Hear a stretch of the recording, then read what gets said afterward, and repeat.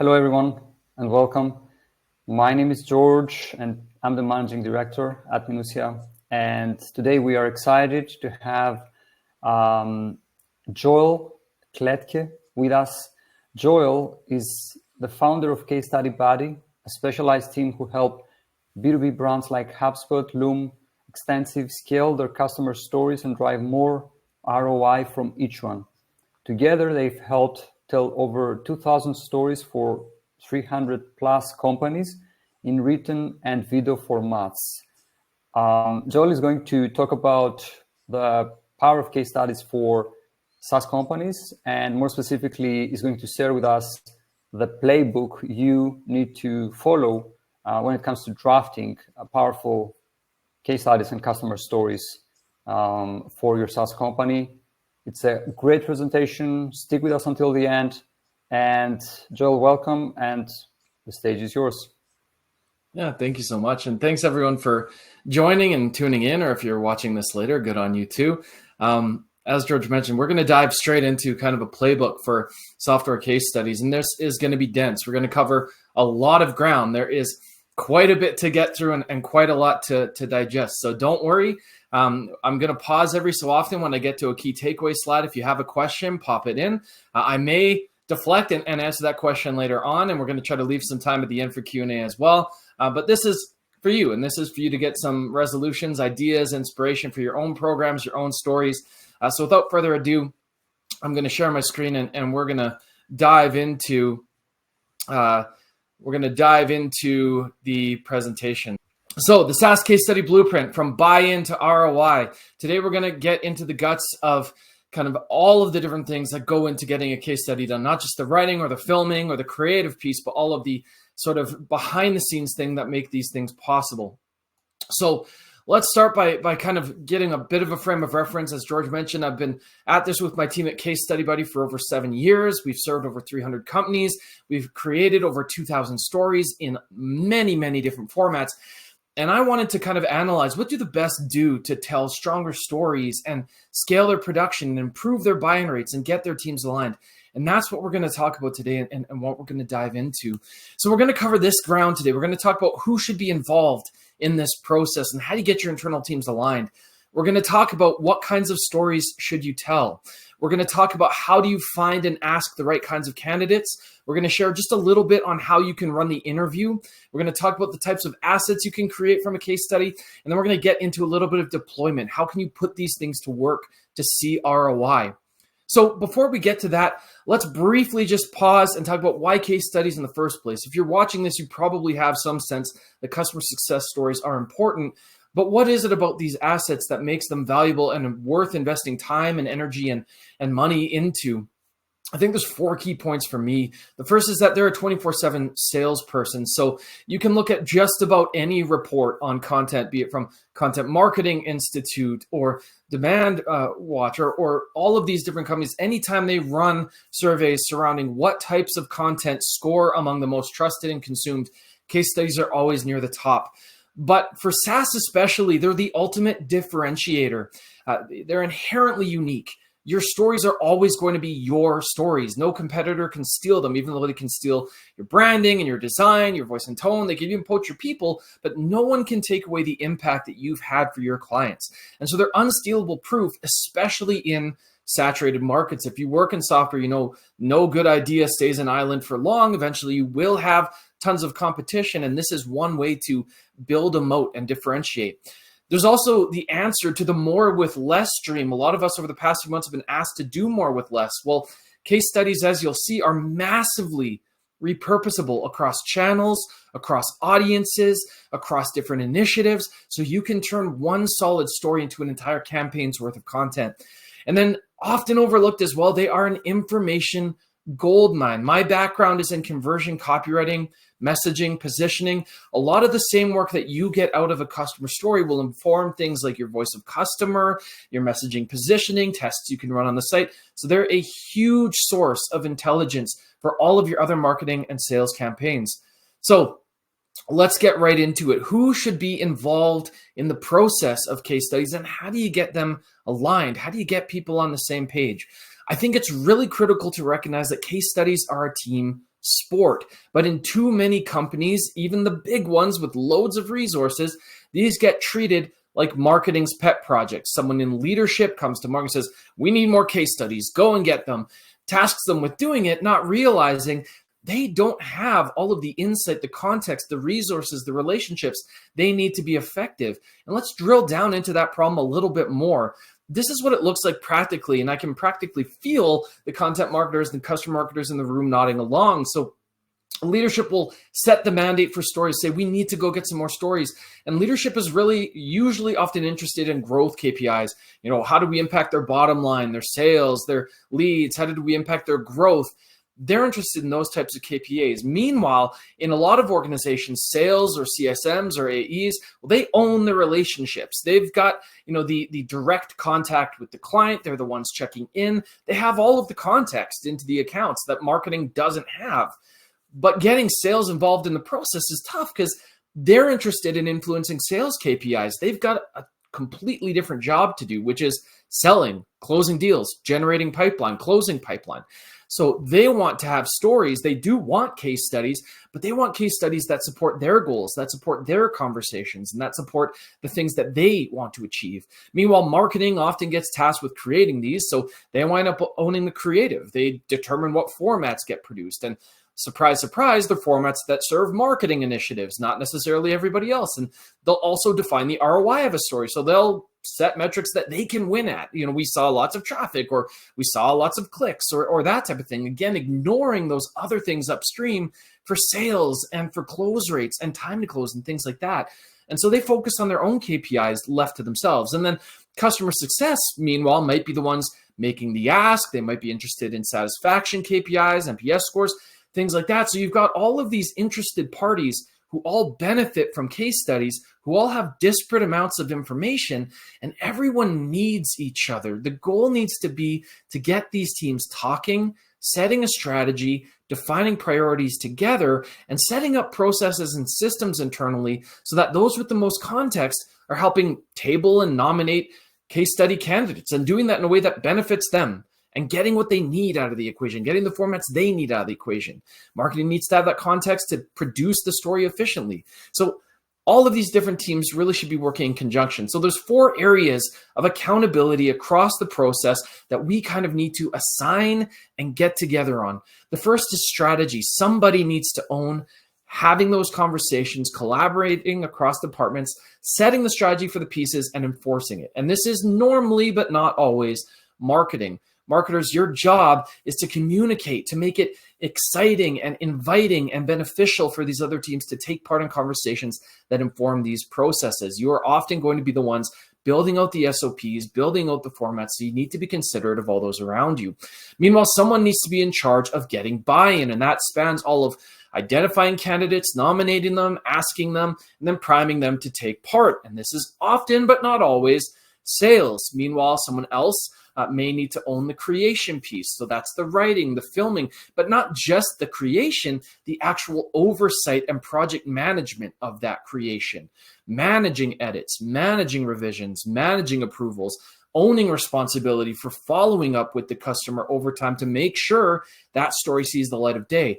And then someone needs to own deployment. Someone needs to actually make sure these assets, once created, are launched, are measured, are reported against, and then refined ongoing, because just setting the thing live on your website and going, hooray, we did it, is a gigantic missed opportunity. You are missing out on so much potential learning and revenue and so on. There's a link to a blog post at the bottom of this slide.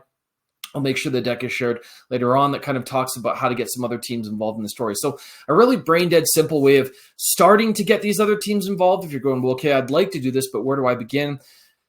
Draw up just a very simple table and map out the stages of the process, and then try to assign, at least on paper, some owners. Try to assign a timeline that you'll need that job to be completed within. List out the dependencies that someone will need to be having in place for them to actually do that.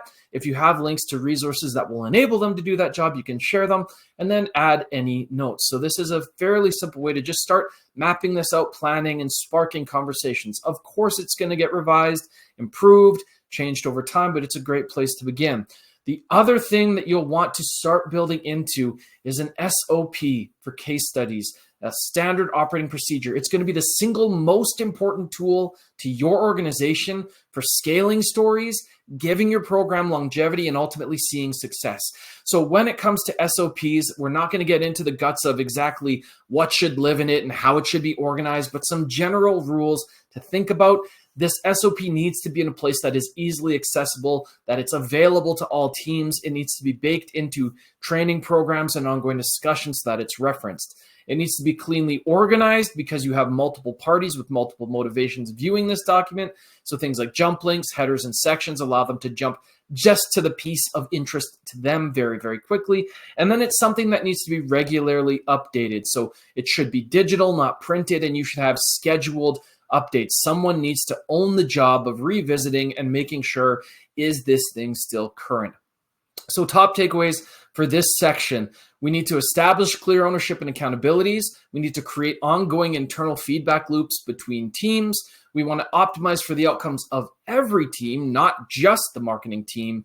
And it really helps if you can involve and get the support of leadership. Leadership can lead the charge here by providing resources, facilitating discussions, and in general, just being on board with having these stories get underway, creating internal processes. So I'll pause briefly here. We have lots more to get through, but any questions popping up in the chat on anything I just mentioned there?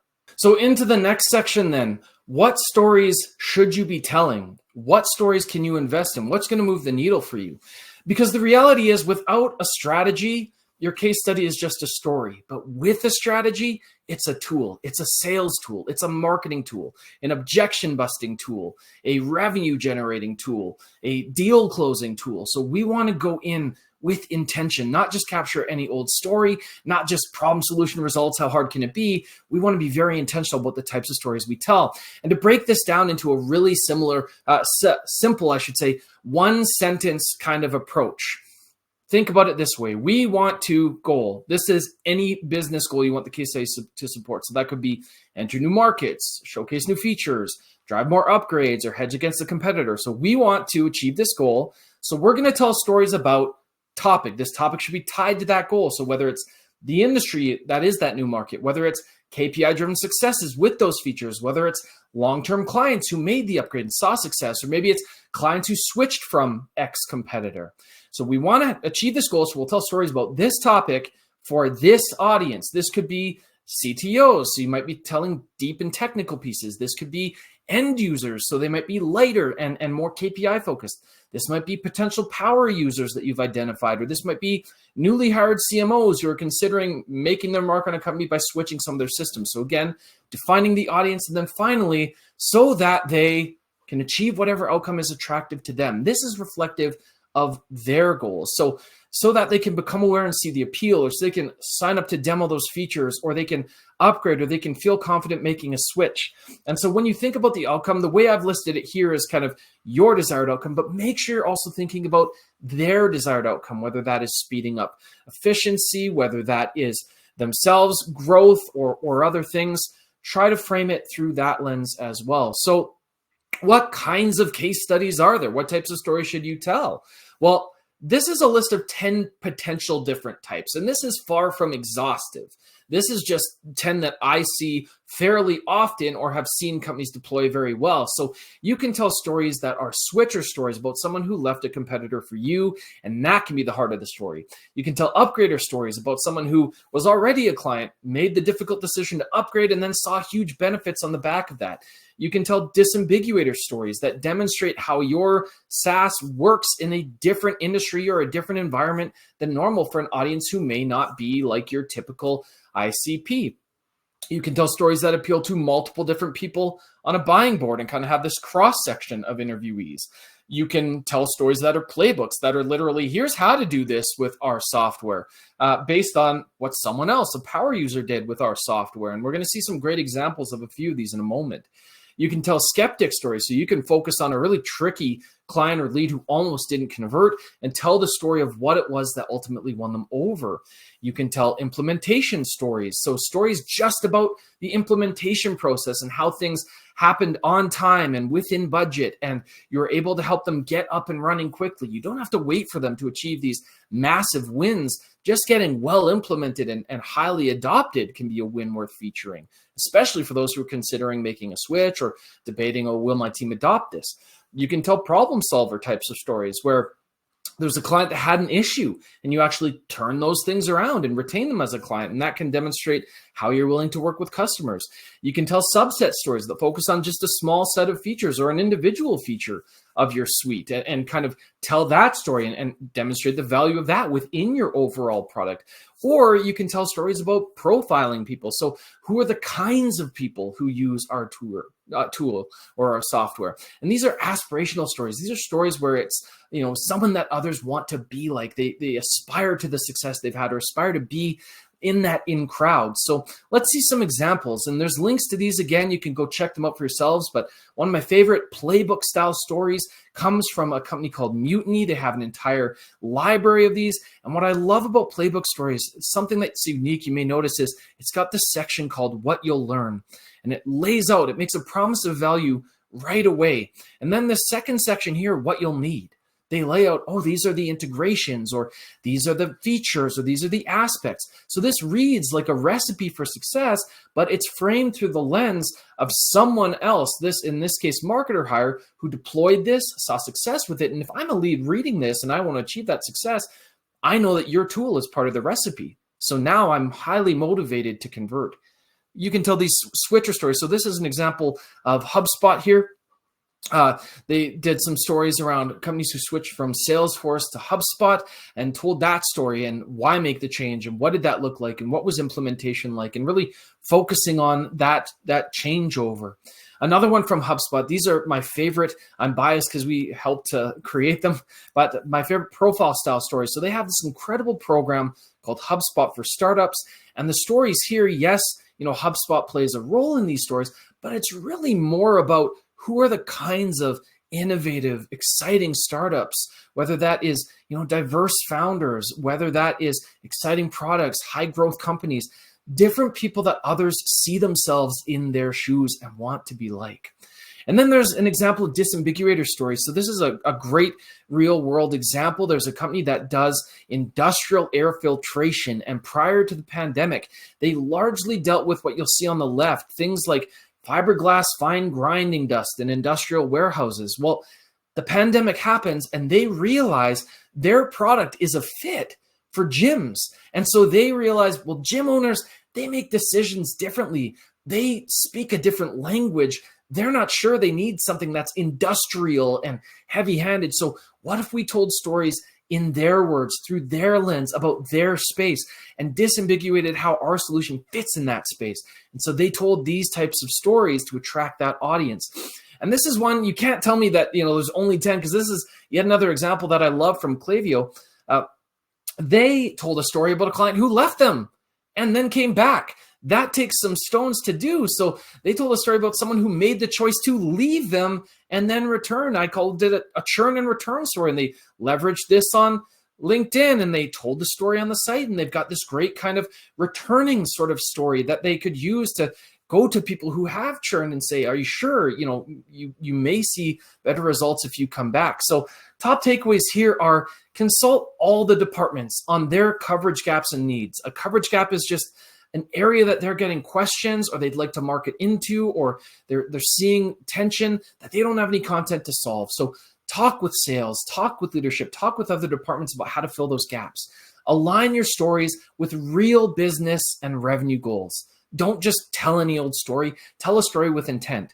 Map out the KPIs you want to capture for these stories. So what are the meaningful metrics, the meaningful outcomes, the meaningful impacts for the audiences you're trying to sway?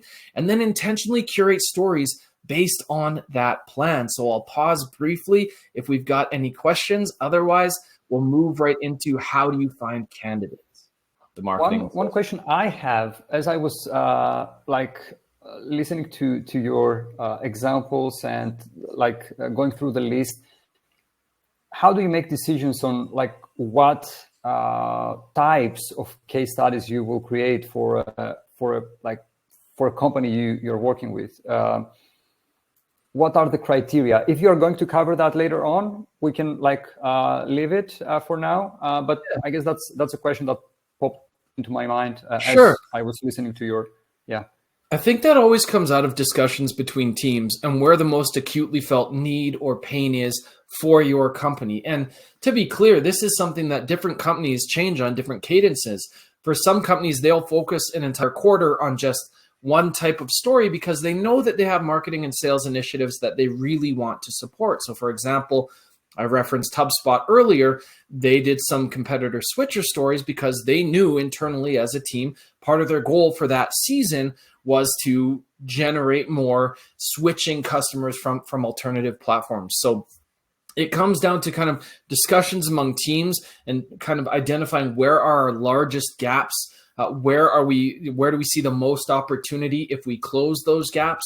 And then using that as kind of a blueprint to say, okay, well, we will start here. And the magic of doing that is that when you have this defined, it makes it so much easier for sales or CSMs or AEs to identify and nominate candidates because they know the criteria that they're looking for.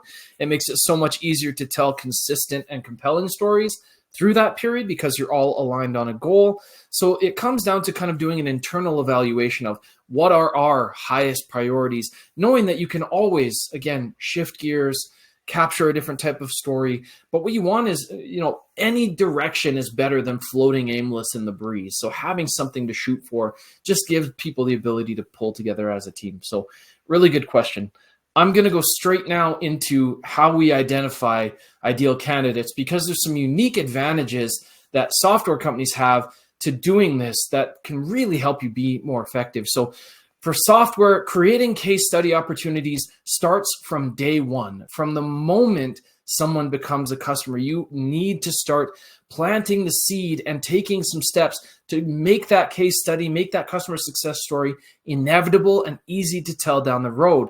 So for example, during onboarding, some of the things that you can do as a software company is to capture that individual's goals. So what are they hoping to achieve? What outcomes are they looking for? A practical example here is Wistia in one of their onboarding flows got people that just put up their hand in a really simple way and indicate what they were trying to achieve. And that lends itself to categorization of clients. That opens the door to discussions around KPIs and how are we doing and how are we tracking. So getting this insight at the beginning is going to enable a lot of really compelling conversations later.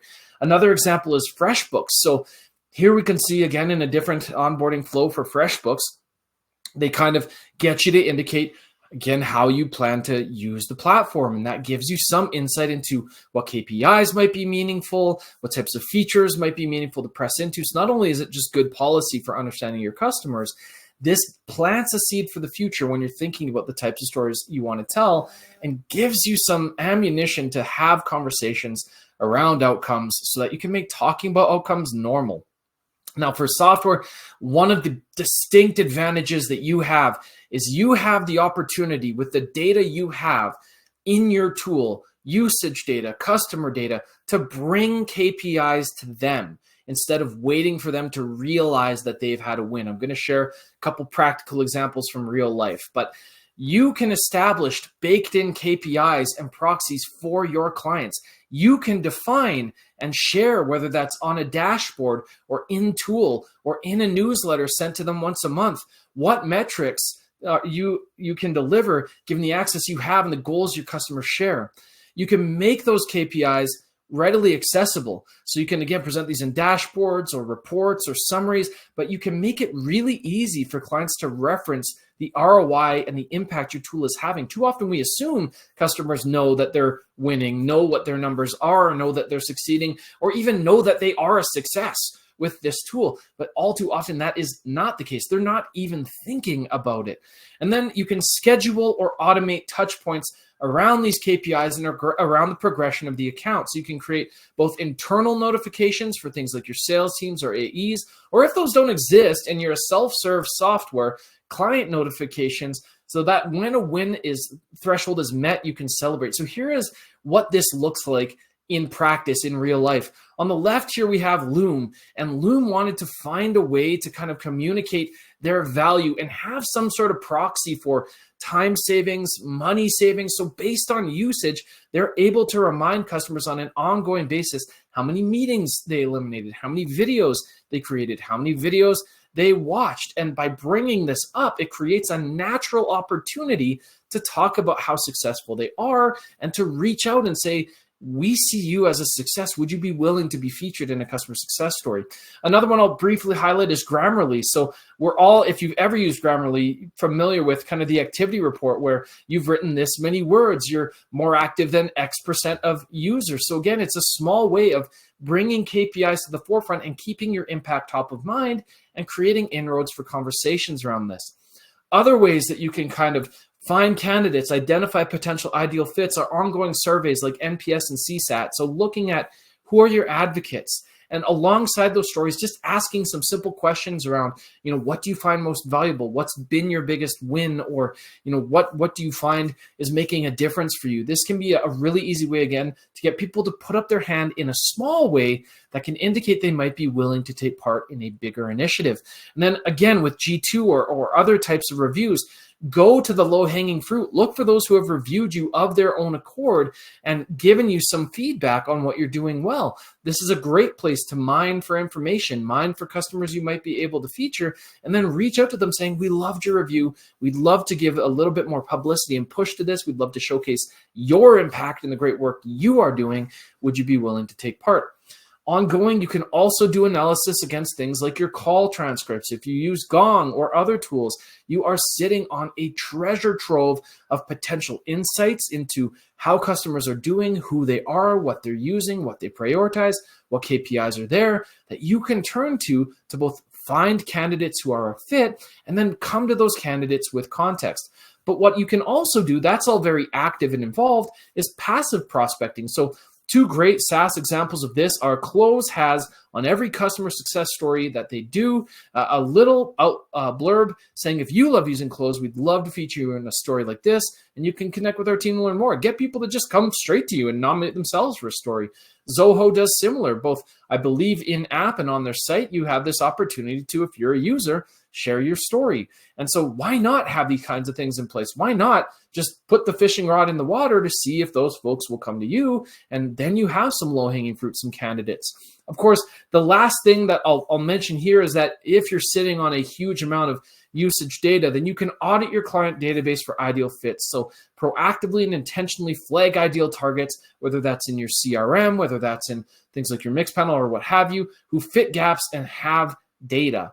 You can leverage escalating commitment, which we've already talked about, things like smaller asks for an NPS score or a customer feedback survey to eventually build up to the customer story involvement, and then standardize the way that you ask in Prime. We're going to talk more about this in just a little bit, but if you want to make asking easy for your entire organization, if you want sales or AEs or CSMs to be more involved in the process, give them a template to tweak that is hard to screw up so that they feel confident that they are making an intelligent ask of the right person and handing it off in a way that you can run with. So you can also kind of go all in, and if you have the budget, the resourcing, and so on to do these types of things, they can be phenomenal. So things like customer-driven content, get them involved in your newsletters, invite them to events or to speak at events, invite them to do joint webinars, kind of like the one that I'm doing now. But invite them to create other types of content with you, and you may surface opportunities that way. You can launch formal communities, be it forums, channels, or platforms.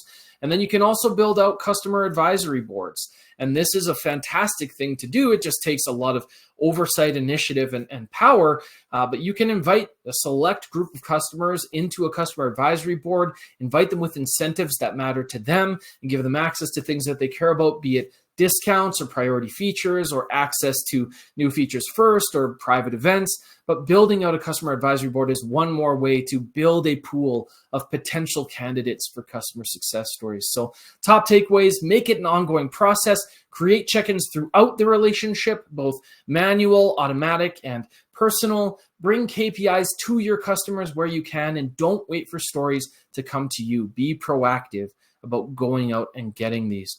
So I'm just going to go right into the next section. And then if there's any questions at the next screen, we can pause for those. But okay, let's say you found an ideal candidate. How do you go and make the ask? How do you get them to actually agree to do this thing? And this is far and away the issue that I hear about most, be it from leads, clients, people who just are trying to get case studies done. How do I get people to say yes to being involved? The first thing is establishing shared criteria internally. We mentioned this earlier, but make sure everyone in the company knows, everyone on every team knows, this is who we're after. This is what a win actually looks like. This is when and how to ask. And defining what a win looks like might sound obvious, but it's really important because too often marketing will go to sales or another team and say, we'd like to feature this customer. And they will say, oh, they're just about to renew, or the story will be better in 6 months. Tomorrow never comes. You want to have shared criteria for defining a win so that there is no debate, that once this threshold is met, they are a good candidate for being in a story so that everyone, again, can pull in the same direction. But as for who should make the ask, that's also really important because you don't want to swing in like a stranger asking for a favor if they've never heard about you. So we think about this kind of on 3 tiers. Who has the most familiarity? Like, who will the customer recognize? Is there anyone they're on a first name basis with? Do they have a rep? They might not, especially if you're self-serve, and that's okay. Who has the most authority? Now, that's not to say you need to get your CEO or your C-suite involved in every ask, but one of the things I hear often is we really struggle to get enterprise companies involved. We really struggle to get big brand logos. Well, there's no silver bullet, but something that can certainly help is if your C-suite or leadership has a connection to their C-suite or leadership, that can massage a lot of apprehension around being involved or being named or taking part in the first place. You may want to tap in authority, but the other piece is who has the context, and familiarity and context aren't always the same thing. So you want to try to identify who in the organization for your organization is most familiar, most authoritative, and has the context to make a personal ask.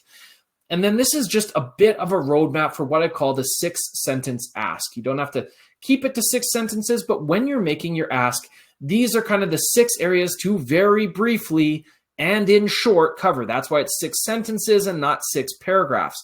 When making the ask, you want to establish why them, like why are you asking them specifically? What is it about their account or their usage that makes you think they're a fit? Why now? Why are you asking them for this now? It's good to share the reason you're doing customer stories, giving them some sort of insight into, we've got a campaign right now, we're really working to build out this initiative or whatever. Giving them a reason helps.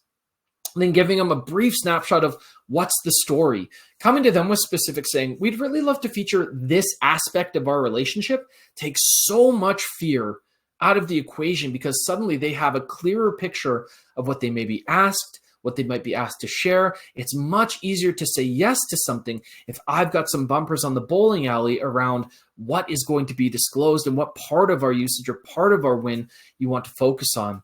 You want to share just very briefly what's involved in the process. This can be a single sentence, basically saying all that's involved is a 30-minute interview and then an opportunity to review what's created and make sure you're comfortable. So a high-level overview for now. You want to share the benefit of taking part, so what's in it for them, and then what's next. And you don't have to go for the gusto and say, will you be in it? Will you agree? Sign on the dotted line. Here's a release form.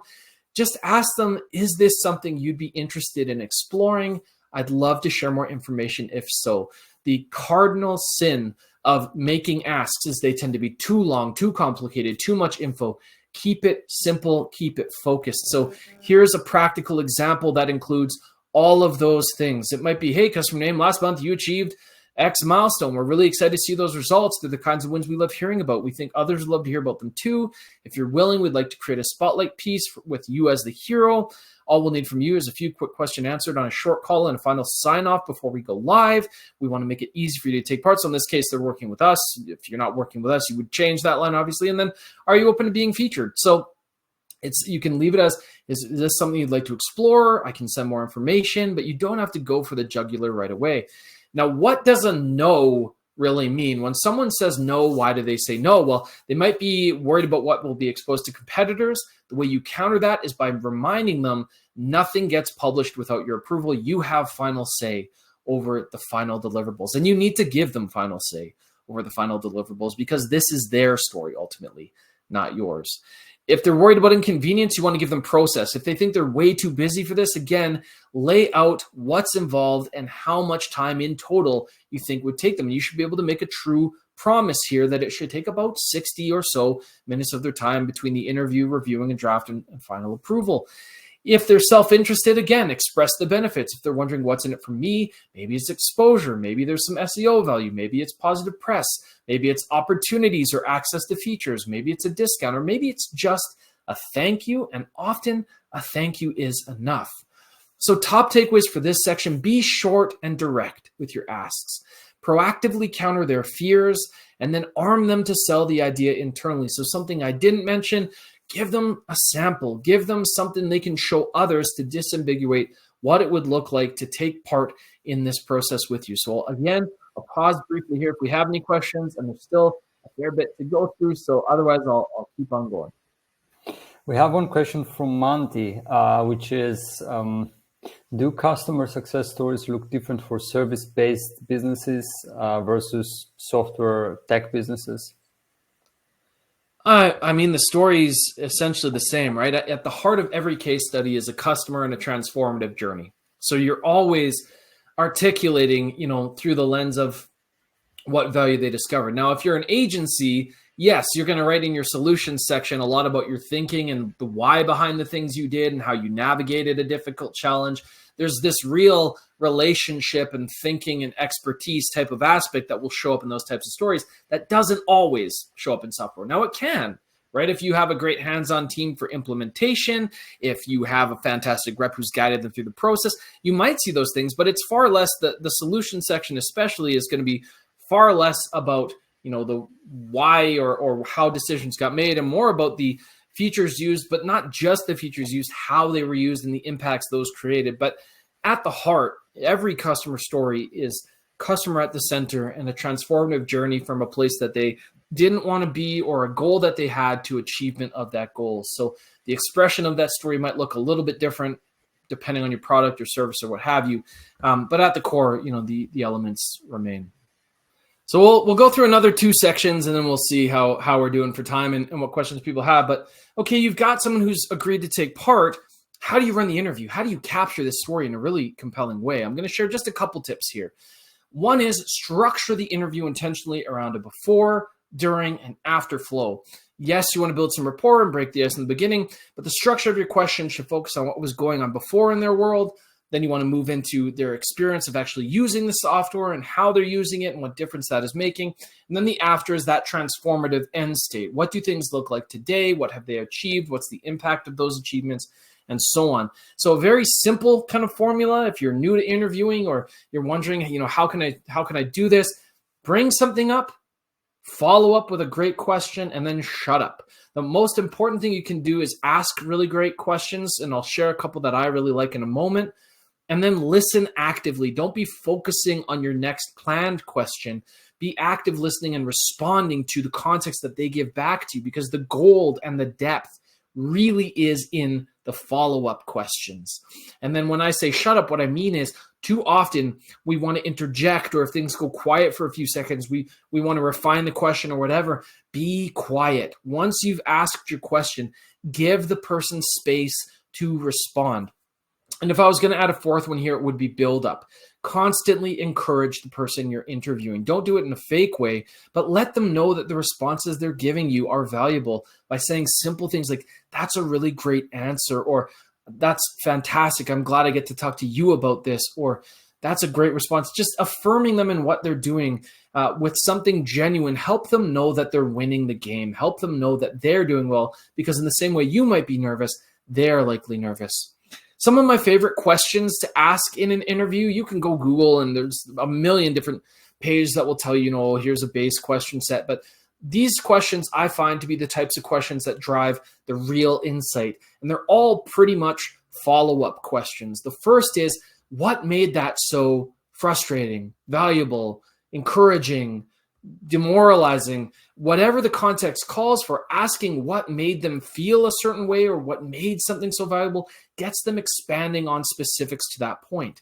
I also love example types of questions. So can you give me an example of a time when, or can you describe the moment when you realized that, or can you tell me a story of how that played out in real life? These questions naturally transform your interviewee into a storyteller and get them out of their own way where they're just sharing naturally about their experience. And then when it comes to ROI, I like to ask questions like, what can you do now or do better because of X feature, X product? Or what has that meant for you, your boss, your business, your bottom line? Asking what it's meant can take you from just the metric into the actual value or valued impact of that KPI. And then what has it made possible for you is another way of framing that. So top takeaways here: follow a BDA format, transform your interviewee into a storyteller, and the art's in the follow-up. And then hand in hand with this, okay, you've captured the story. Well, what storytelling approaches work here? How can you tell this story? We're going to focus on written, but these same kind of principles will apply to video and elsewhere too. So when it comes to written, some simple things: have a direct headline. It should be customer first, company second, if you mention your company at all. It should have one singular focus. You're not trying to cover every single outcome in the headline, just one singular focus. If you have a KPI, try to keep it to one relevant KPI, and then support with proof. You can have other KPIs below or in other sections of the story, but ideally you want one hero metric as opposed to scattering attention with many. When it comes to the body copy, we like to use creative subheads because they add quick context to a section, they satisfy scanners, and they set expectations for what that section of the story is going to be about. The equivalent for video is basically tagging along the bottom of the video what these different sections are about so that I can quickly jump to a section that's of interest to me, or I know what's coming, can anticipate what that content will be like. When it comes to telling the story visually, information design makes a huge difference. So consider colors or iconography you can use to delineate points. Consider having some separation and white space between, and not just stacks and stacks and stacks of paragraphs. And then emphasize different points, especially things like outcomes visually. These are all things that readers will look for when they're scanning through stories or reading stories to give them clues as to what's important. When it comes to challenge sections, you want to set tension and stakes. You never want to make your customer look like an idiot, but you do want to set the tone that there was something to lose by not making a change. So your customer is the hero. They're not a damsel or dude in distress. They're a person with agency making a wise decision so that they can mitigate a potentially negative outcome. So add tension, add stakes, drop people right into the story. When it comes to your features, or you're talking about the different components of your story, make sure you add why that thing actually matters. So this is a services example, but for software, you'd simply, if you mentioned that they use a feature, mention why that matters. So what did they do in this case? Well, they observed how the Pizza Hut team was using their payroll. Why did they do that? Why did that matter? Because they could speed up their processes. Why did they implement housekeeping measures? Because the business had a high turnover of restaurant staff. What would payroll processing actually do? Why does that matter? Because it took away the need to bounce data back and forth. So anytime you mention a feature or component of what you do, follow it up with why that matters and the impact that made. And when you talk about metrics or KPIs or ROI, go beyond the metric to talk about the impact. So everyone loves the 95% efficiency number. You know, we've improved our training efficiency by at least 95%. But when you go beyond that, that's what makes it real. In this case, we don't use up those print materials. There's no manual entry. And here, our secretary isn't having to chase people to get their training. Yes, they saw a 95% increase in efficiency. What that meant was secretaries not having to chase people. If I'm a secretary evaluating this product, I'm going, they get me. They see what I want to achieve. And then for every story, have a specific call to action tied to the story you just told. If you just told a story about beating your competitors to the best cases, call them to action to achieve that and give them a specific action to realize that outcome. So I've only got one more section left, so maybe I'll just get through it and then we'll leave the rest of the time for Q&A. But how and where should you deploy stories? How can you put these things to work to drive an impact? I'm going to give lots of examples across things like lead gen, nurturing, and so on. So you can use these in social campaigns. These are two examples I love and you should check out. Revenate has a monthly customer feature where they feature a campaign their customers running with their platform and the impact that it's having. It's a brilliant way to make talking about KPIs normal, celebrate the work your clients are doing, put them in the limelight, and also feature your tool prominently. Humi, another great software platform, does this as well. They do it with carousels. They take a long form story, break it down into a carousel, have it live natively right within LinkedIn, and now I've got something that I can engage with and check out. You can use stories in ad campaigns. The one that I really love to see is remarketing. Instead of sending someone back to a landing page, send them back to a customer story relevant to what they were interested in. Send them back to someone who has won with what they were interested in looking at. And then I also, you can also use them for lead gen and creating awareness. You can deploy stories. And when you do that, lead with a pain point or lead with an outcome that your target audience will look for, that will resonate with them, that they'll be intrigued by. This is a great example from Stripe in using it for nurturing and in email campaigns. This is one of my favorite examples of this. Stripe rolled out a case study in short format and also pushed with a link into their site when they rolled out a brand new feature. And it was an underused feature by other teams, so they wanted to make more people aware. So they dive right in. Gloss Genius has helped beauty and wellness entrepreneurs do this. This year, they integrated Tap to Pay. That's what the story is about. You can read the full story here. How do they use Tap to Pay? They've got a tiny little summary, and then you can go check out the full case study. So it's a brilliant way to kind of warm up your existing customer base and drive action there. You can also get your SDRs, your sales reps, your marketing teams to share these as content passively on LinkedIn. You can embed these as media so that if I have a positive engagement or I meet someone at an event or I see content that was posted, if I go to the profile, these things are there waiting for me to engage with. You can turn multiple different case studies or multiple different bits of feedback into visualizations. This is how Lighthouse 360 did it by taking data from their customer base and turn it into these visual kind of infographic types of visualizations. Only thing I'd change would be to push to some specific stories on the back of this. You can present these in combinations. So this is another software, ShareGate. What I love about what they did is they give people the opportunity to engage in an interactive way if they want to. I can read this quote, but I can also push play and hear that quote plus more if I'm skeptical or if I want to believe that this came from a real person. Just the presence of this adds credibility to the story because I know there's a real person signing off and behind it. And then compendium. So if you have a bunch of case studies already, different ways to leverage that. You can do a roundup of your 5 most read stories in a particular year or your best stories from a particular industry. Or this example from Playbook we call a nuclear deck, where you take a whole bunch of stories, turn them into one sheets, arm your sales team with them, and now they've got this gigantic deck of proof that they can call to in a call or send behind after. And it's this shock and awe kind of approach. Look at all of our proof. Now, different formats as we come into the close here. Remote video. You can capture an interview completely remotely, turn it into short and long cuts, deploy those in ads, embed it on site along written pieces, use it in cold outreach, or repurpose multiple different videos into a sizzle reel. If someone wasn't on camera, but you have the audio from the interview and release to use it, these are fantastic assets for social or in ads or embedding alongside pieces. An audiogram like you use for a podcast. If you have a sales team or if you just want something very succinct, a one sheet is great. You can embed it on social. Again, cold outreach. You can use these in demand gen campaigns. You can print them off for conferences, have them as leave behinds for in-person meetings, slide decks and carousels, something to speak through, something to present. So there are myriad different ways you can create an entire campaign's worth of content from one story, turn one story into multiple assets that serve the needs of different teams trying to accomplish different things. So the top takeaways: leverage stories across the entire buyer's journey, have a documented repurposing plan, and ensure consistency across your video and your written and all of your different stories so that you're telling the same story uniformly, just in different formats for different channels. So thank you so much. I know that was a lot to go through, but I'd love to answer any questions about any of this at this point. And if you enjoyed this, we do have a newsletter that you can sign up for where we share resources, ideas, examples, all kinds of different stuff. So thanks so much for tuning in. So Joel, thank you very much. First of all, that was all it was great. Well done. We have a couple of questions.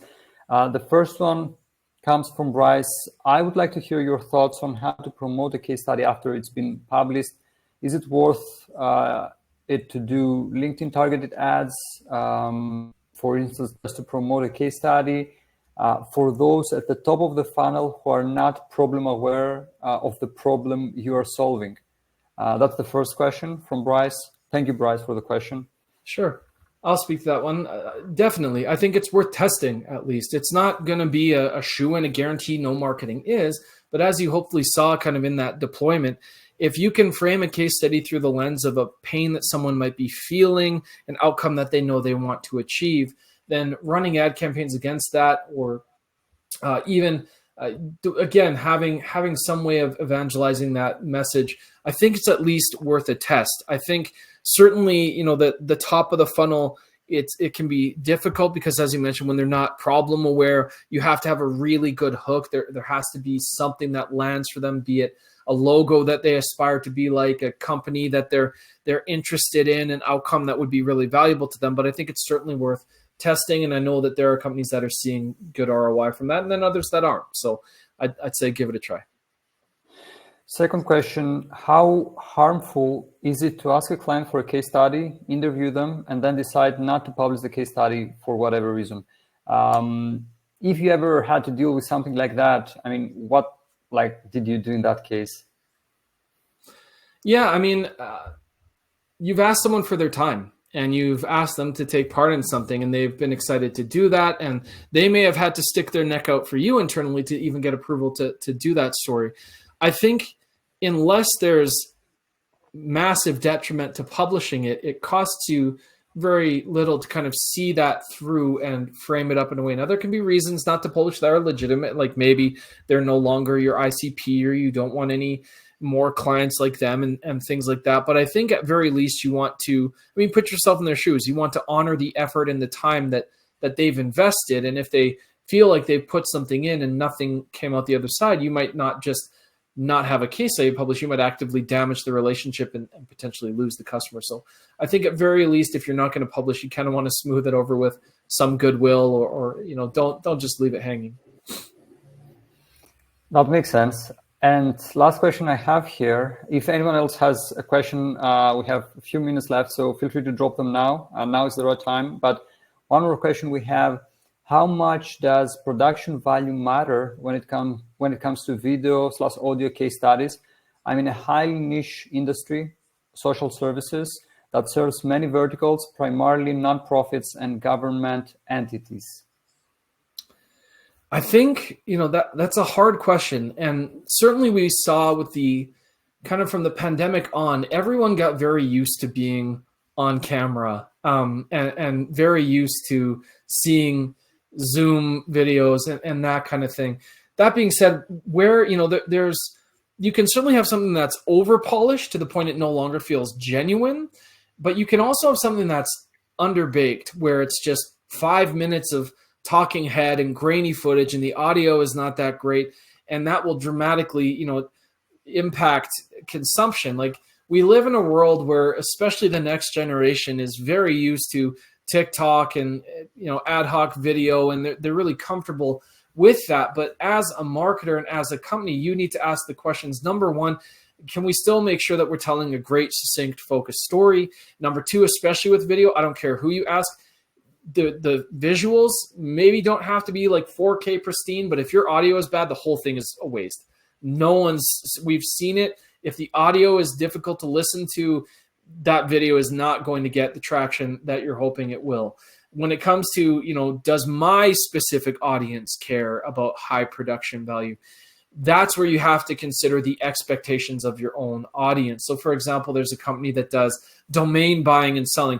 Their audience couldn't care less about high polish. They just want to see the genuine volume of stories. So something shot completely remotely or even self-shot is probably totally fine. But if you're selling a luxury product, if you're selling a premium into an audience that's really skeptical or sensitive, then that might not work to your advantage. If I can't get past the fact that someone has a messy background or what have you, that might inhibit my willingness to consume the story. So I think there are some minimum standards like strong audio, decent framing, that you want to look for concise and meaningful storytelling, that, and varying it up so it's not just talking head the entire time where you can. But beyond that, I think you really need to examine, does my audience care in this buying scenario? What will the message of a less produced video send to that audience, and will it matter? Okay, that's a great answer. I think that we have 3 more minutes, but I guess we don't have any other questions, so we can wrap things up. The last question from me would be where people find out more and get in touch if they'd like to, Joel. Yeah, so you can always connect with me personally on LinkedIn or Twitter. You can check out casestudybuddy.com, where you can see not only our services and so on, but we have a blog full of information and, again, ideas. We share pretty freely. We want to see the world create better stories and tell better stories and use them better. And then that newsletter is a great thing to sign up for, because, again, twice a month we share things that are going on, different places that I've been active or the company's been active, and then ideas, examples, things that are practical for you to go and try or do or experiment with. So, Joel, I want to thank you very much for being so generous with your time and for creating such a great presentation. We will share the slides via email to all the people who registered for the webinar. Thank you all very much for joining us and staying with us until the end. And until next time, thank you.